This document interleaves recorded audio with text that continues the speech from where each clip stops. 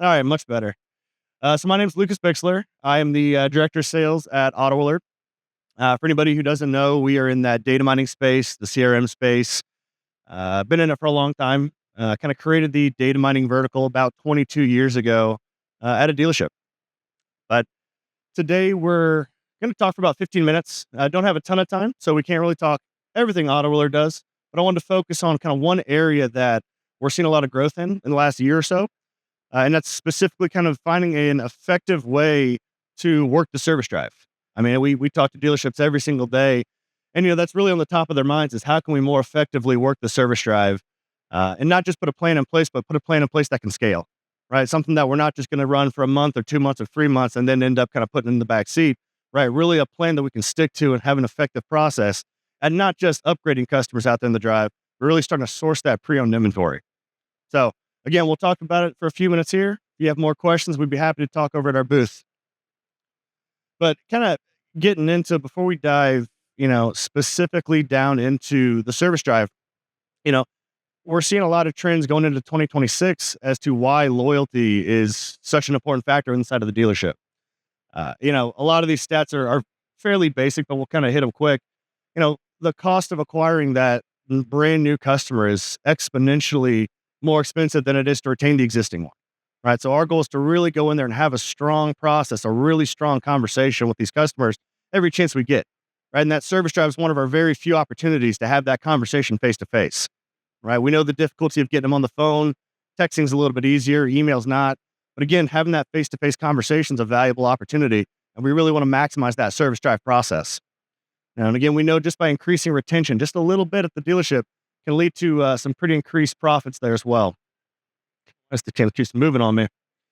Um, and the other big reason we're having these conversations is we're starting to see, less and less retention at the dealership, right? I mean, as we go into 2026, consistently now for 2+ years, foot traffic on the front end of the store has been decreasing. Right, so we really want to find a way to grab those opportunities, have those face-to-face conversations. And again, that service drive is a prime opportunity for us. And when it comes to retention, again, across the industry, we're only seeing about a 44% retention rate. That means 1 out of every 2 customers that we have that we sold a vehicle to, we're not getting a second chance to sell them that vehicle.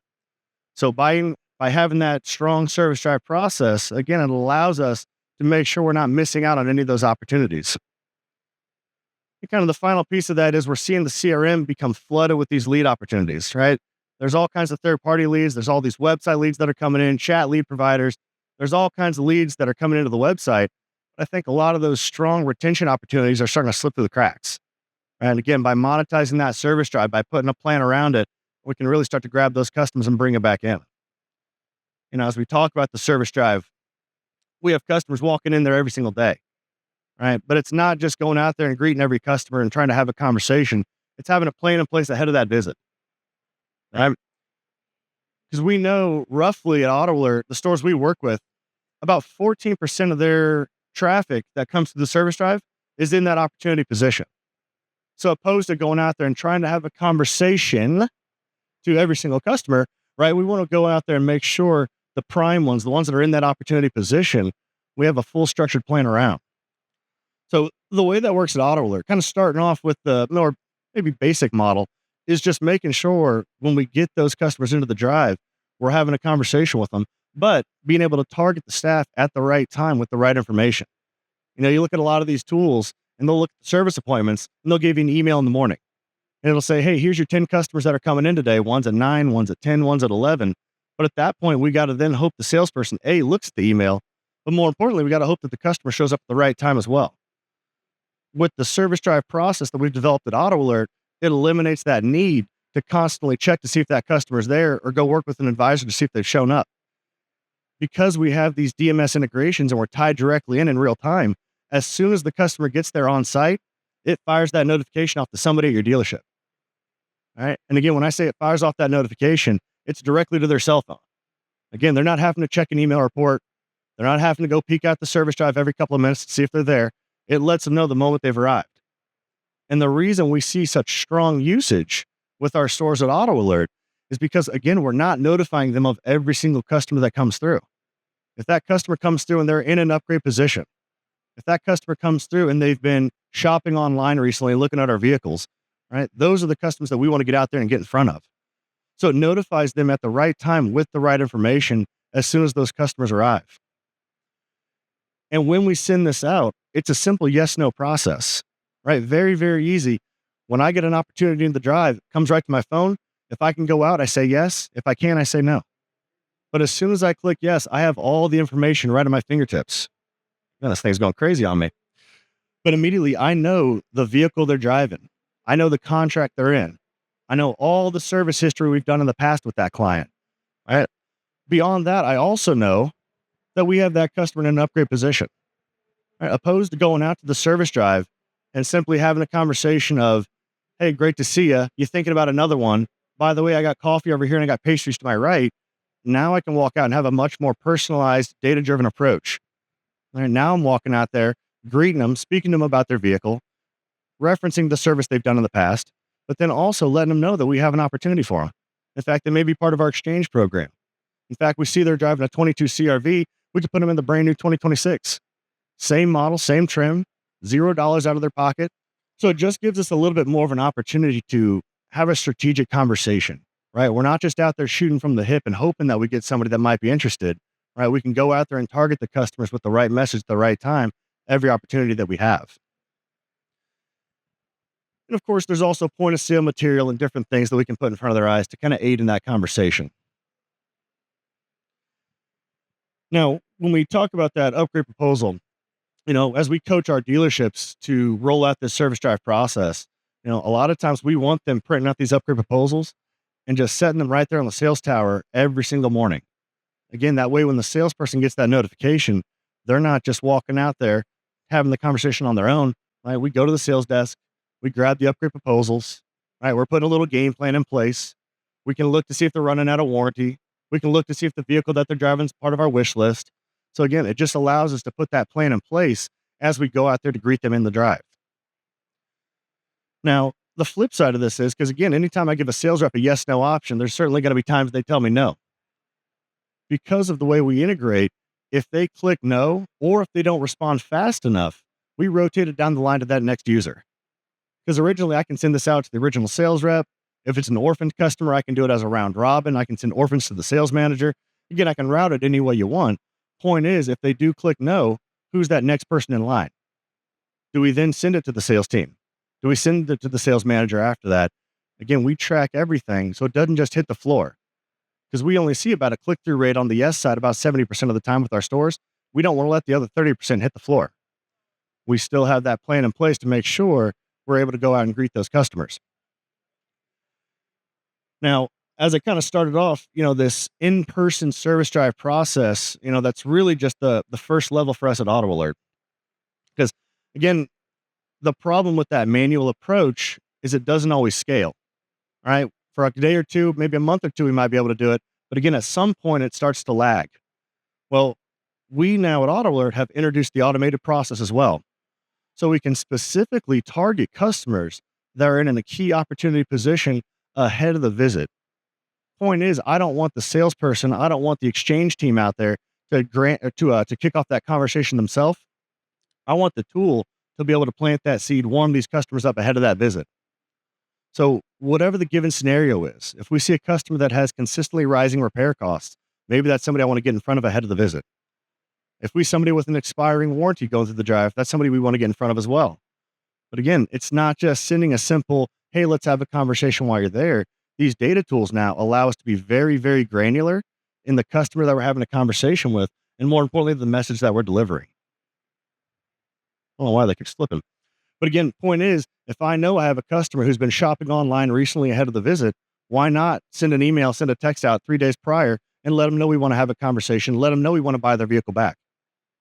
If I have a customer that has an expiring warranty and we know their warranty is going to be covering the work they're getting done, why not have a conversation about an extended contract that we have available for them? Why not find out if they still love the vehicle? Maybe they don't. Maybe they want to upgrade it into something new. Either way, the system, the tool is able to plant that seed ahead of the visit. Make sure these customers are able to get your message ahead of the visit every single time. Not just sometimes, but every single time. And the tool can not only communicate ahead of the visit, again, we can do post communication as well. and it allows you to get your words out to every one of these customers. And it's not just the word side, video is incorporated here as well. And we got a lot of stores that are starting to implement video into the service drive process and planting those seeds ahead of that visit. But when we roll this out to our stores, there's some consistent numbers that we're looking to hit. Starting off, one of my favorite ones, we see generally about a 20% increase in vehicles sold to the customer base strictly out of the service drive. So again, by having a process to get out there in front of those customers with the right information at the right time, again, drives more conversation, more accurate conversation, and more relevant conversation to the customers. We're seeing about a 50% increase in identifying those customers before they come into the drive. So again, instead of them having to sift through the data, look at the appointments, figure out who they want to talk to, these data tools, specifically Auto Alert, is able to go in there and identify those customers ahead of the visit. And we also see a pretty significant cost reduction in acquiring those pre-owned inventory units. Again, by being able to target the specific vehicles that you want, by setting up a wish list, again, we can put that plan in place to make sure we're having that accurate conversation when these customers are coming through our drive. So again, I know we only had about 10, 15 minutes. Wanted to just quickly kind of talk on that service drive process, give you some ideas of what we can maybe do. Again, would love to maybe dive a little bit further into it over at the Auto Alert booth. Very simple. We're about one block over if you want to go over and have a conversation with us. Otherwise, we got QR codes right up here. Feel free to scan those.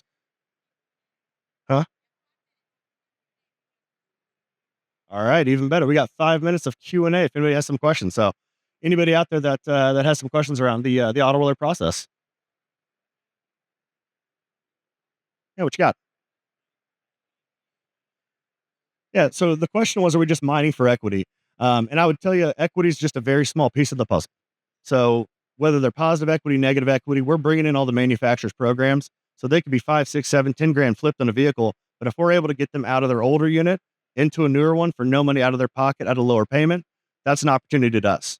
Whether they have equity or not, we want to have that conversation and at very least plant that seed that we want to buy their vehicle from them. What you got? Yeah, copy. Yeah. So the question was, we're pulling the information out of the DMS on the contractual data. What if they didn't buy from us? We integrate and we do soft credit pulls. So if they did not buy that vehicle from you, we're going to have the odometer information. We're going to have any of the service information they've done with you, but we can run a soft credit pull and pull that information in. So we can make sure nothing goes to the customer. They're not aware that the pull was done, but we can figure out what was their term, how many payments have they made. We can give you kind of a range of what that payment amount is, but that's what allows it to keep it soft so nothing goes to the customer. But yeah, we do pull that information in. And the beauty of it, all of that's completely automated as well. So if we do pull that information in and we identify that they're in that upgrade position, the entire process runs just as if they bought that vehicle from you. What else? Yeah. So the question was, how are the parameters set up? Are they customizable? And the answer is absolutely. So traditionally, when we soft pencil those deals to see which customers may be in that key swap position, out of the box, we're using MSRP for customers that can upgrade into something new. We're using your web pricing for anybody who bought pre-owned in the past. And then we're letting you guys kind of set those trade values. What we generally look for are customers that keep the payment within 110%. So we'll put them on a 10% walk and still consider that an opportunity. But I got a ton of brands that adjust and go to 20 or 30%, especially with some of the inventory prices increasing over this last year or two. Again, we need to walk them a little bit further than that 10%, but each number is customizable. You want to go invoice plus, minus, we can adjust it to anything you might need. What else?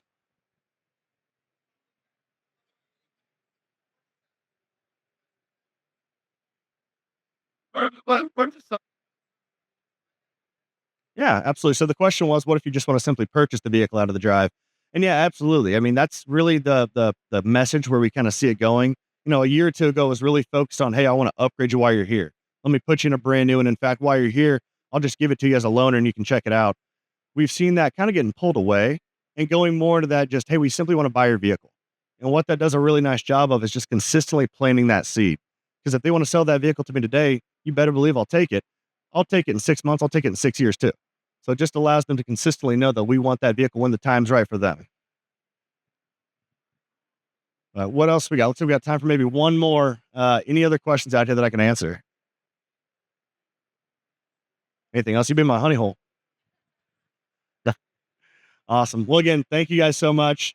If you have any questions, we'd be happy to answer them back there.